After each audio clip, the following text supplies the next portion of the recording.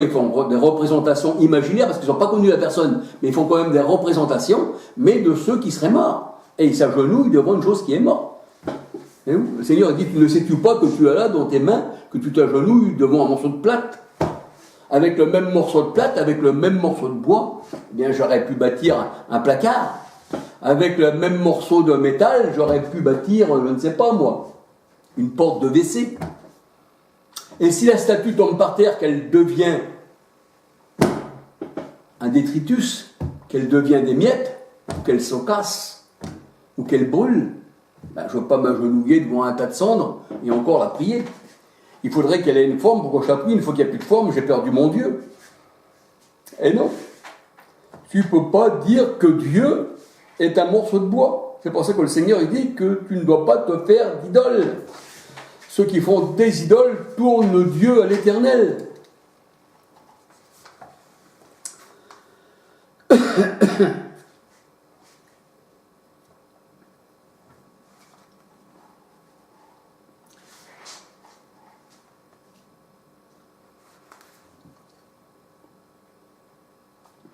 Alors, comme je vous disais qu'il fallait une révélation pour connaître qui est Jésus-Christ, qui est le Père aussi, eh bien, Paul le dit aussi. Et Paul, c'était un serviteur du Christ. Et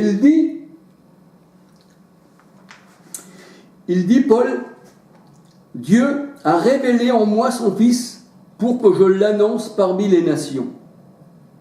Il fallait aussi une révélation pour Paul. Sinon, il n'a pas pu expliquer que Jésus-Christ, c'est Dieu manifesté en chair. Ce Dieu-là, qui est le Tout-Puissant, qui a pris chair et qui est venu parmi les hommes.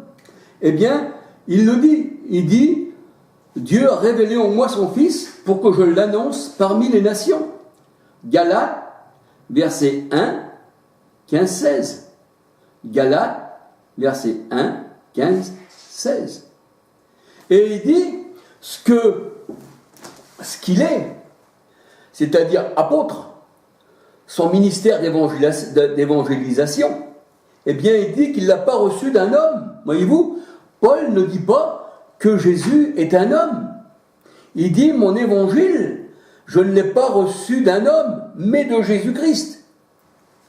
Je crois que c'est dans Galates, je vais regarder, dans Galates, je ne l'ai pas reçu d'un homme, mais de Jésus-Christ.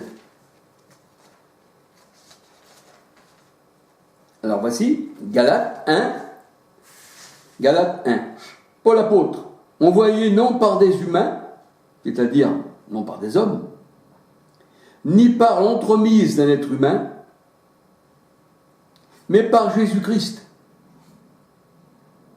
Envoyé non par des humains, ni par l'entreprise d'un être humain, mais par Jésus-Christ. Galates 1. Galates 1. Et ensuite, il dit, Galates 1, 11, dans la Bible, Galates 1, 11, je vous le certifie, mes frères, la bonne nouvelle que j'ai annoncée, pour ma part, n'est pas simplement humaine. Car moi-même, je ne l'ai pas reçue ni apprise d'un homme, mais par une révélation de Jésus-Christ. Alléluia. Paul ne considère pas Jésus comme un homme. Jean 20, 28.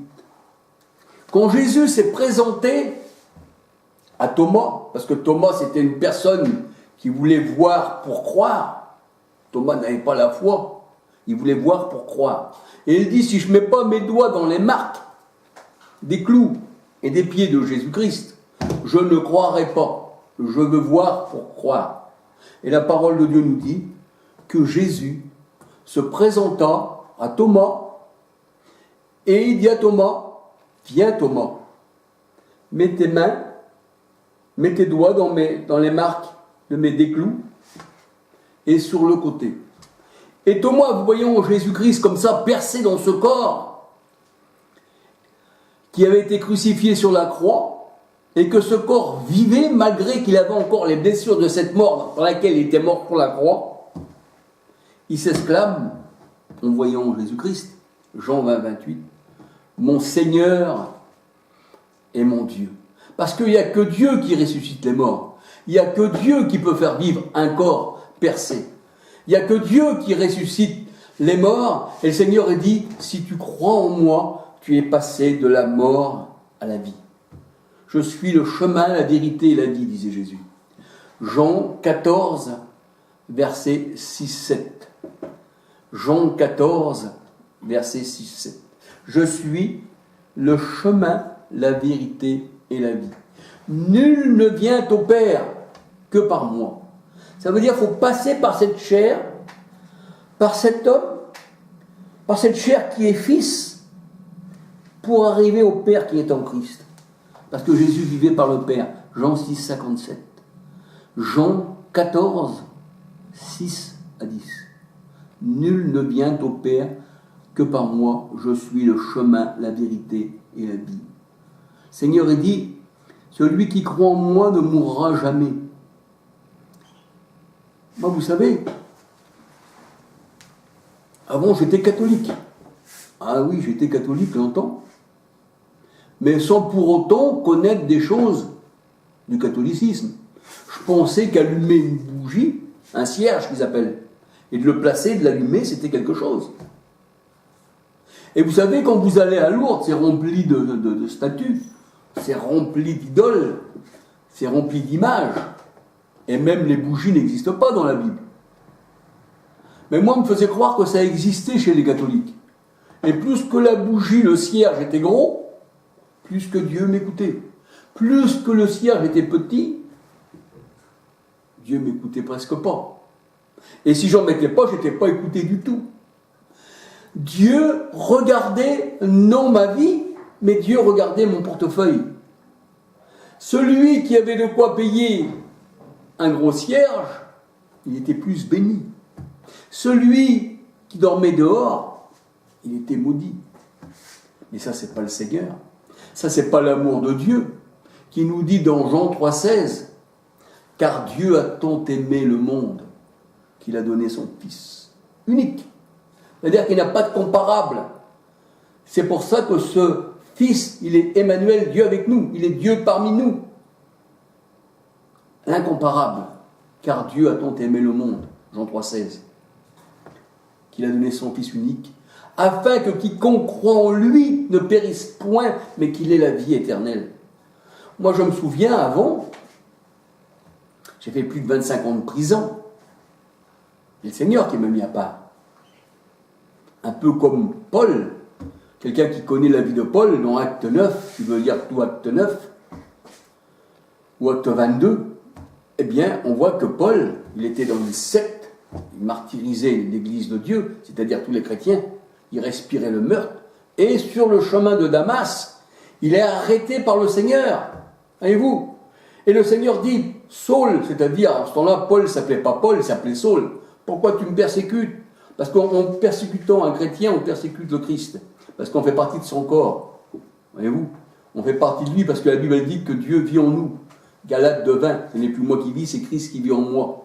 Et la Bible dit dans 1 Corinthiens 6, 13 à 19, « Or, notre corps, il est pour le Seigneur. » Il est pour le Seigneur, notre corps. Et nous sommes le temple de l'Esprit Saint.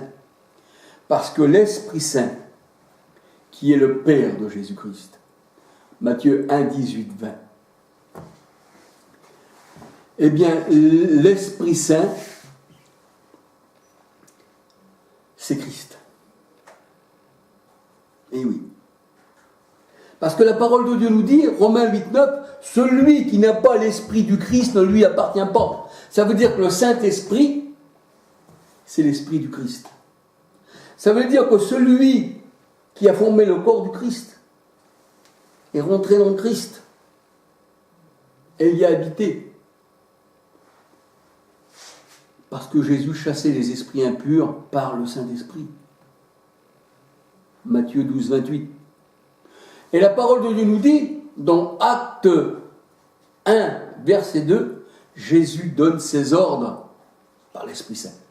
Parce que on a connu, pas nous, mais les apôtres, en leur temps, il y a 2000 ans. Ils ont connu le Christ. Selon la chair, ils l'ont touché. 1 Jean 1, 2, 3, 4. Ce que nos mains ont vu, ce que nos mains ont touché, ce que nos yeux ont vu, ce que nos oreilles ont entendu, on vous l'annonce. C'est ce que disaient les apôtres à l'époque. Mais 2 Corinthiens 5,16 nous dit maintenant on ne le connaît plus comme ça. Parce que ce Père qui était en Christ, Jésus vivait par le Père, et que ce corps avait été fait par le Père, Matthieu 1, 18, 20, cet enfant vient du Saint-Esprit. Cet enfant vient du Saint-Esprit, donc le Saint-Esprit est le Père, il était en Jésus-Christ. Et bien le Seigneur dit dans sa parole que maintenant on ne le connaît plus comme ça. 2 Corinthiens 5,16. 2 Corinthiens 5,16. On ne le connaît plus comme cela. Alors comment on connaît Christ maintenant? Eh bien on le connaît parce que il est en nous, non par la chair. 2 Corinthiens 5,16, on ne le connaît plus comme ça. Mais il est en nous par l'Esprit. Et il donne ses ordres par l'Esprit. Acte 16, 6, 7. Acte 16, 6, 7. Alléluia. J'espère que je me fais comprendre. Des fois, c'est vrai que ça peut être difficile à comprendre ce que je dis. J'espère que je ne vous embrouille pas trop. C'est pour ça que je vais essayer de parler plus calmement. Alléluia. Eh oui.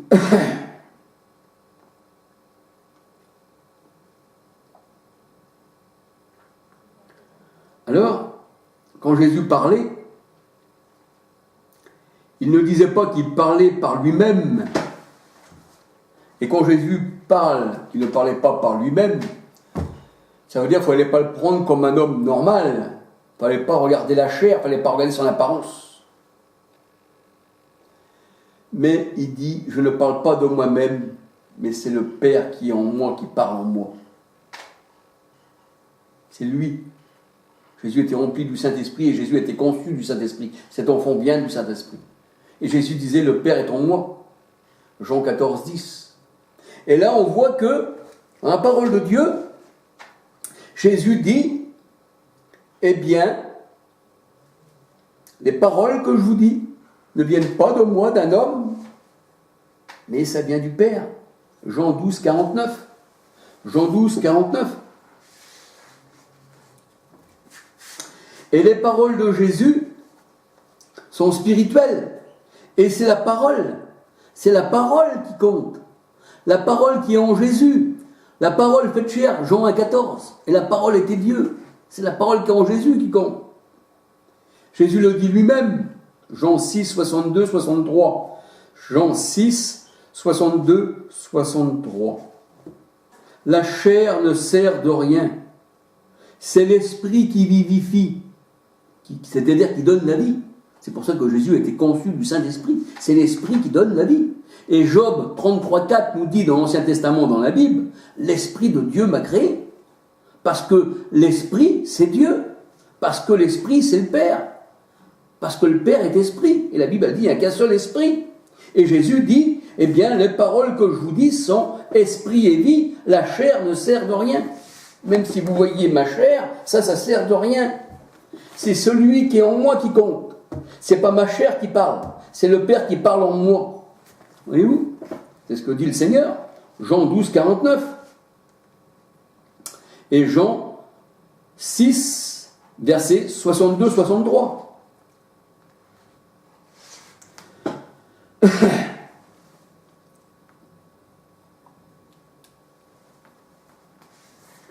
Alors, puisqu'on le connaît maintenant, le Seigneur, non pas selon la chair, 2 Corinthiens 5, 16, on ne connaît plus, mais on le connaît,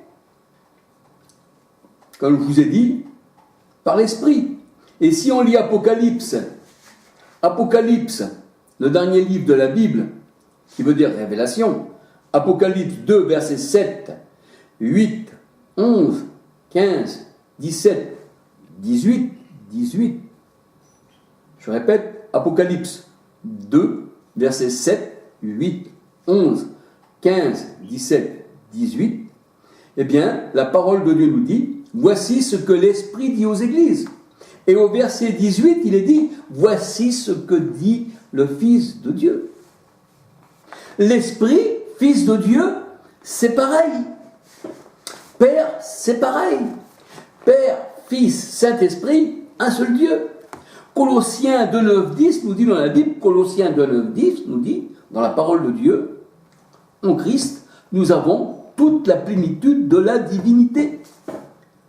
Père, Fils, Saint-Esprit qui fait un seul Dieu. Un seul esprit. Alléluia.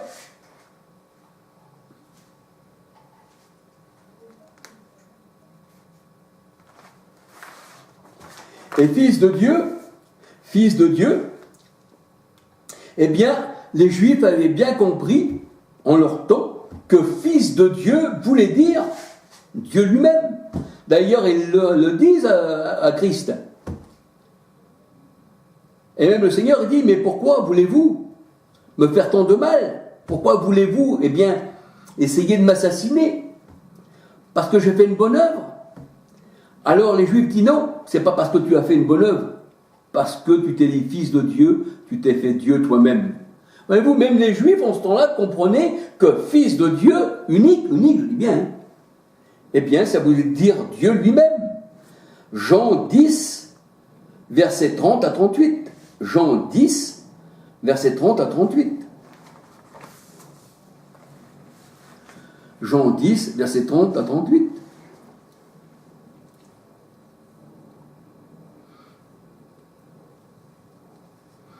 Alors, ce qui déroute et rend les musulmans confus au sujet des vrais chrétiens, c'est que le Coran est basé uniquement sur la Trinité catholique qui adore Marie. Alors, c'est vrai que dans le Coran, eh bien, on prend le Coran, c'est-à-dire les sourates, sûrement, Coran 5, verset 116. Coran, dans le Coran, 5, verset 116. Alors il est écrit dans le Coran, ne dites pas trois. Et ça, c'est les catholiques qui disent ça. Moi, je ne dirai jamais que Dieu est trois. Moi, je dis que Dieu est un. Et d'ailleurs, j'ai des ennemis pour ça. Même tous ceux qui sont trinitaires se sont mis contre moi. Et ils ne peuvent pas me voir. Ils ne peuvent pas dire, mettons, cet homme-là, on l'aime bien. Parce que moi, eh bien, je crois en un seul Dieu manifesté en Christ. C'est tout. Je ne crois pas que Christ et Dieu, ça fait deux. Alors il est écrit dans le Coran, ne dites pas trois. Sourate 5, 73, 82. Sourate 5, 73, 82. Et Sourate 4, verset 171. Sourate 4, verset 171. Alors c'est vrai que la Trinité catholique prend Marie pour une déesse. Et elle l'adore. Et elle l'a pris en s'adressant à elle, soit à travers une statue. Et ça, eh bien, un chrétien ne doit pas faire ça. Un véritable chrétien qui n'est pas de Jérusalem, qui n'est pas de Rome, eh bien, ne fera jamais ces choses-là. Et c'est ce que dit aussi les sourates. Sourate 5, verset 116. Sourate 5, verset 116. Sourate 5, verset 116. La Bible n'a jamais dit d'adorer une femme ou un homme. Cela est purement catholique et trinitaire. Eh oui. Cela est purement catholique et trinitaire, trois dieux, et avec Marie, 4. Et la Bible, elle dit que les vrais adorateurs adorent Dieu en esprit et en vérité. On n'a rien à ajouter. Jean 4, 23, 24. Un seul esprit, un seul Dieu, en tous et parmi tous. Mais elle ne dit pas qu'il y a trois dieux, mais un seul Dieu, la Bible. Jacques 2, 19. Jacques 2, 19, tu crois qu'il n'y a qu'un seul Dieu? Tu fais bien. De croire autrement qu'il y en a plusieurs, tu fais mal. Jacques 2, 19. Et de croire qu'il n'y a qu'un seul Dieu dans la Bible, c'est le premier de tous les commandements. C'est le premier. Dieu ne veut pas d'autre Dieu à côté de lui, ni d'associateur. Marc 12, versets 28 à 34. Marc 12, versets 28 à 34. Tu crois qu'il n'y a qu'un seul Dieu? C'est le premier de tous les commandements. Marc 12, versets 28 à 34. Et bien sûr, les trinitaires ont bafoué le commandement de Dieu en disant que Dieu avait des associateurs et qu'il y avait plusieurs dieux. Et pour le monde, c'est vrai, il y a plusieurs dieux. 1 Corinthiens 8 dans la Bible, 1 Corinthiens 8, versets 4, 5, 6. 1 Corinthiens 8, versets 4, 5, 6. Deutéronome 4, 35. Deutéronome 4, 35.